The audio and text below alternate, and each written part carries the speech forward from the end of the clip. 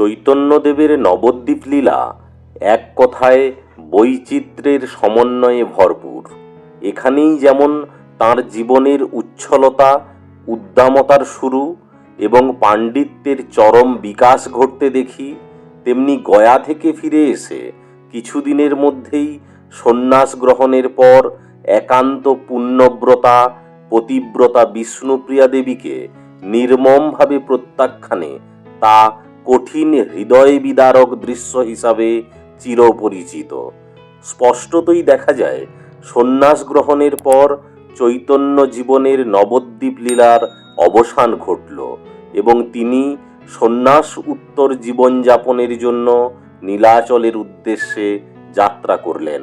স্বাভাবিকভাবেই সন্ন্যাসের সাধারণ ধর্ম অনুসারেই নবদ্বীপে পরিত্যক্ত হলেন বিষ্ণুপ্রিয়া দেবী।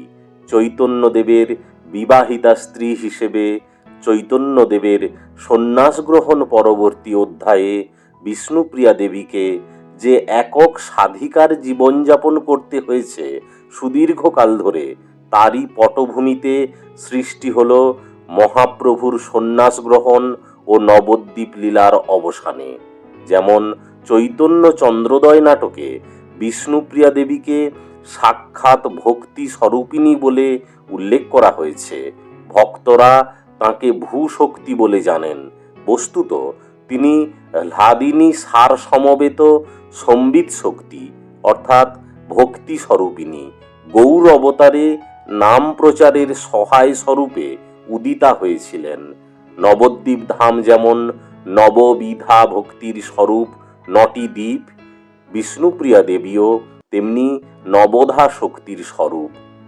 অবতারের অর্থ অবতরণ অর্থাৎ নেমে আসা। শাস্ত্রে বলা হয়েছে দুষ্টের দমন এবং অসুর বিনাশ করা অবতারের উদ্দেশ্য, কিন্তু যার ইঙ্গিতে সৃষ্টি স্থিতি লয় হয়, তিনি দুই একটি অসুর নিধনের জন্য অবতীর্ণ হবেন কেন? এটি তার বহিরঙ্গ বা আনুষঙ্গিক উদ্দেশ্য। তিনি যে জীবকে ভালোবাসেন, জীব যে তাঁর অতি নিজের জন, এটি জীবকে বোঝাতেই তিনি অবতীর্ণ হন। কিভাবে জীবকে ভালোবাসতে হয় তা দেখাতে এবং তাদের ভালোবাসা গ্রহণ করতে তিনি জীব সমাজে আসেন। জীবে জীবে এবং জীবে ভগবানে ভালোবাসা স্থাপন করে জগৎকে সুখময় করা তাঁর অবতারের মূল উদ্দেশ্য। ভগবান মানব চরিত্র জানেন, তিনিই তো মানব প্রকৃতি সৃষ্টি করেছেন। জীবকে কিভাবে আকর্ষণ করতে হয় তাও তিনি বোঝেন। নিজের হ্লাদিনী শক্তি সহকারে তিনি অবতীর্ণ হন। যুগে যুগে এই লীলা প্রকটিত হচ্ছে। ত্রেতায় রাম সীতা, দাপরে কৃষ্ণ রাধা এবং কলিতে গৌর বিষ্ণুপ্রিয়া রূপে তিনি আবির্ভূত হলেন। আবির্ভূত হয়ে বিরহ লীলা করলেন, যাতে জীবের হৃদয় দ্রবীভূত হয়। গৌর লীলার কথাই আমাদের আলোচ্য বিষয়। বর্তমান যুগে গৌর লীলার এই বিরহ লীলার নতুন তরঙ্গ দেখতে পাওয়া যায়। কলির জীব আরও কঠিন, অতিশয় মলিন। তাদের মলিন হৃদয় শোধনের জন্য এবার যে তিনি বিরহ লীলা করলেন, এটা আরও অসহনীয়। তা শুনলে প্রাণ বের হতে চায়। শ্রীরাধার বরং সান্ত্বনা ছিল যে কৃষ্ণ মথুরার রাজা, সেখানে তিনি দাস দাসী পরিবৃত হয়ে পরম সুখে আছেন। যাকে ভালোবাসা যায় তিনি যদি সুখে থাকেন তবে তাতেই সুখ হয়। তাঁর সঙ্গে মিলন না হলেও তিনি যে সুখে আছেন এই সংবাদে প্রাণে সান্ত্বনা পাওয়া যায়। কিন্তু শ্রীমতী বিষ্ণুপ্রিয়া গৃহে আছেন, আর তাঁর প্রাণের পরম আরাধ্য বস্তু, পরম প্রিয় সামগ্রী শ্রী গৌরাঙ্গচন্দ্র বৃক্ষতলবাসী কন্থা কঙ্করধারী সন্ন্যাসী। তিনি পাতায় আহার করেন, ভূমিতে শয়ন করেন, কাঙালের বেশে জীবের দুয়ারে দুয়ারে গিয়ে হরিনাম বিতরণ করেন। এ দুঃখ সওয়ার নয়। তারপর শ্রীরাধার আরেকটি সান্ত্বনা ছিল। কৃষ্ণ বলে গিয়েছিলেন তিনি কাল আসবেন। প্রত্যহই শ্রীরাধা অপেক্ষা করতেন কৃষ্ণ কাল আসবেন। এই আশায় তিনি সঞ্জীবিত থাকতেন।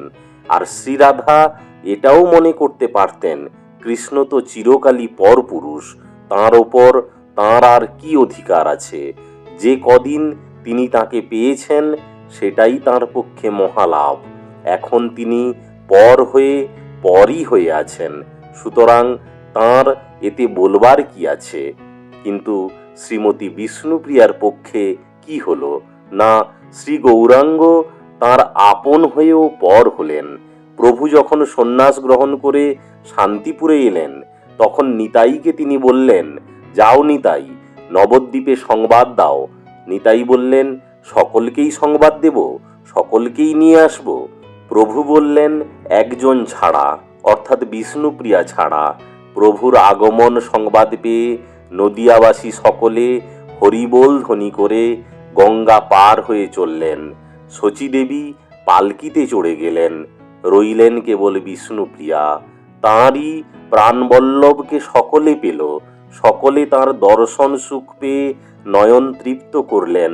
পেলেন না কেবল বিষ্ণুপ্রিয়া, তিনি যেন জগতের মধ্যে সবচেয়ে বেশি কাঙালিনী। তাঁর প্রাণবল্লভ জীবের জন্যে সন্ন্যাসী হয়েছেন, তিনি আর গৃহে আসবেন না, বিষ্ণুপ্রিয়ার সঙ্গে আর মিলিত হবেন না। সমাপ্ত হল চৈতন্যদেবের নবদ্বীপ লীলার। সঙ্গে সঙ্গে সূত্রপাত হল বিষ্ণুপ্রিয়া দেবীর সাধিকা জীবনের। নিমাই পণ্ডিতের সাধারণ গৃহবধূর জীবন থেকে দূরে সরে প্রকৃত চৈতন্যদেবের অনুগতা স্ত্রী হিসেবে সাধিকা জীবনে তাঁর উত্তরণ ঘটল। এই পর্যায়ে নবদ্বীপে স্বামীর অবর্তমানে বিষ্ণুপ্রিয়া দেবী জীবন কাটিয়েছেন সম্পূর্ণ অবহেলিত অবস্থায়। কৃচ্ছ সাধন ও ধর্মের পরাকাষ্ঠায় বিষ্ণুপ্রিয়া দেবীর হৃদয়ে ব্যক্তি চৈতন্য স্বামীর আসন থেকে উঠে এসেছেন শাশ্বত চৈতন্যদেব হয়ে। চৈতন্য আনুগত্যে একদিকে বিষ্ণুপ্রিয়া দেবী প্রেম ভক্তি নিবেদন করেছেন স্বামীর চরণে, অন্যদিকে স্বামীর প্রবর্তিত বৈষ্ণব ধর্মের আদর্শই তাঁকে প্রচারক ও প্রসারকের ভূমিকায় আলোকিত ও অবতীর্ণ করেছে।